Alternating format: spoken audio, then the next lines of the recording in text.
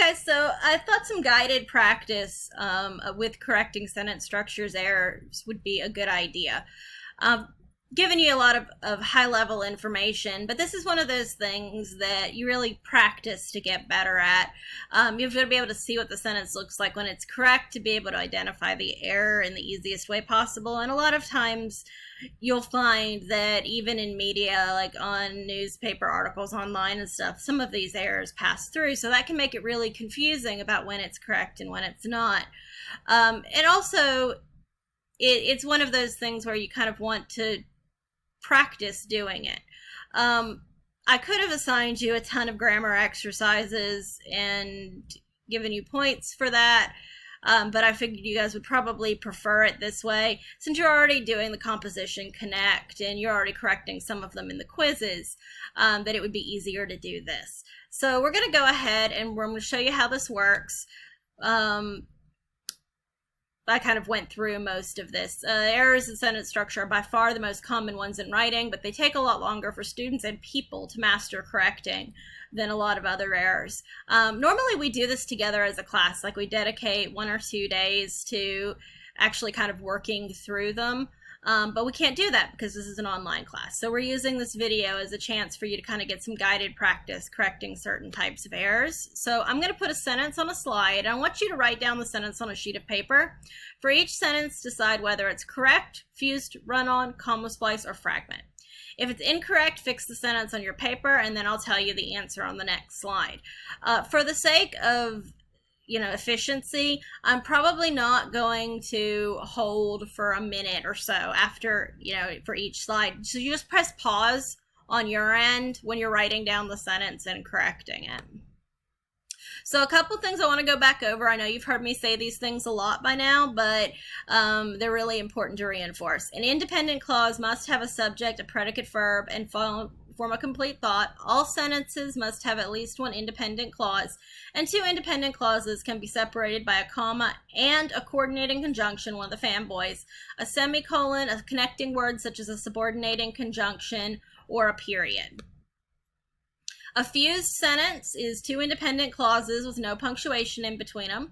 A comma splice is 2 independent clauses that are joined only by a comma, so it's missing the coordinating conjunction.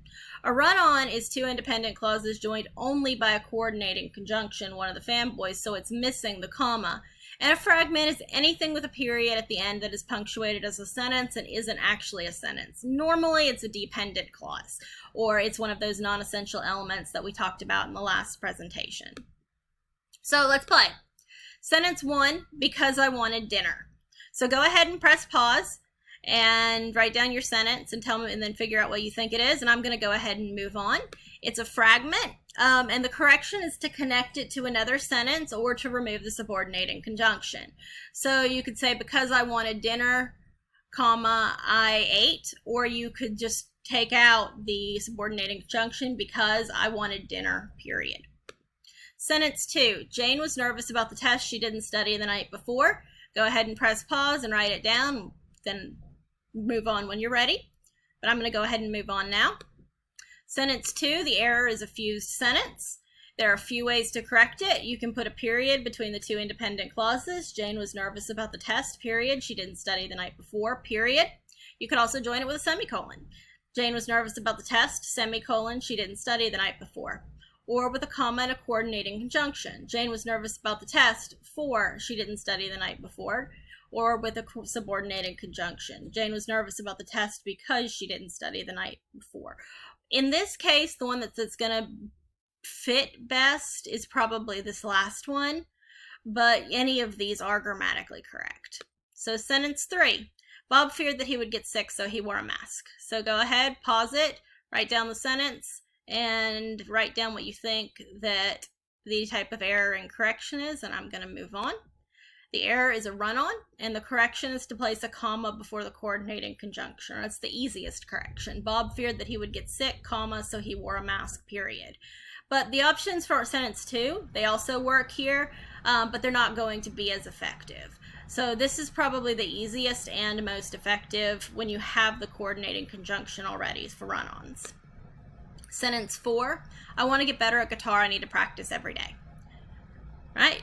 So pause, I'm going to move on. It's a fused sentence. The correction is to put a period between the two independent clauses, or that's probably the easiest one. I want to get better at guitar, period. I need to practice every day, period. You can also join it with a semicolon, or you can join it with a comma and a coordinating conjunction. So I want to get better at guitar, comma, so I need to practice every day. Sentence 5, she studied for the test because she wanted to get good grades. All right, I'm going to pause it, or you go ahead and pause it, write it down, write down your correction. I'm going to move on. The error is a fragment, and the correction is to join the two clauses together. So this is a case where we have a dependent clause after an independent clause. So she studied for the test because she wanted to get good grades, period. Sentence 6, we released doves at Olympic Games because they were released at the end of games in ancient Greece to send results across the nation. This is actually true. All right, so write it down and write down whether you think it's correct, and if you don't, what the correction is. The error, there's not one, it's correct. The dependent clause came after the independent clause, so no comma was needed. Sentence 7, doves are some of the smartest birds in the world. In fact, trained doves are able to distinguish between painters as well as the average college student, and doves have been able to determine whether or not a tuber was cancerous as well as some doctors. Okay, write it down. Maybe give yourself a little bit of extra time because this is a very long sentence, and decide whether or not you think it's correct and if you think that any changes need to be made, and I'm going to move on. It's actually correct, even though that is one very, very long sentence. It is correct as written. Sentence 8, ravens are also remarkably intelligent, and they are one of the only animals other than humans to use tools. Okay, write it down and what you think the error is if you think there's an error in the correction. It's a run-on. The correction is ravens are also remarkably intelligent, and they are only one of the only animals other than humans to use tools. So we put this comma before the and because we have two independent clauses and a coordinating conjunction. Sentence 9, snow leopards may have a reputation for being killers, but only 2 snow leopard attacks on humans have ever been documented. So write it down, what you think the error is if you think there's one, and the correction. The error is that it's a fused sentence, and the correction is snow leopards may have a reputation for being killers, but the comma before the coordinating conjunction, but only 2 snow leopard attacks on humans have ever been documented. Okay, and we got sentence 10, snow leopards will avoid hurting a human being if at all possible. Write it down, figure out if you think there's an error there, and if so, what it is, and then write down your correction. And there is none. It's a correct sentence. There's nothing that needs to be changed there. So that brings us to the end of this guided practice. You will be doing some more corrections in your quiz this week. So this should help you prepare for that. If you're still having trouble with this, go ahead and you do some of the quizzes and the correction exercises that I posted for extra practice last week. You can also reach out to me. I'll be happy to help you with it. If for any reason at all you don't want to ask me for help, you can use one of the tutoring services, tutor.com, ACE, or the Writing Center to help you get better at this. As the semester goes on, I will be counting off more points for comma errors because you have the instruction for it, and you should know how to use them. And so if you're not correcting those, then I do have to take off for them. So definitely, give this some attention, work on addressing those sentence structure errors, and next week we should be moving on to something else.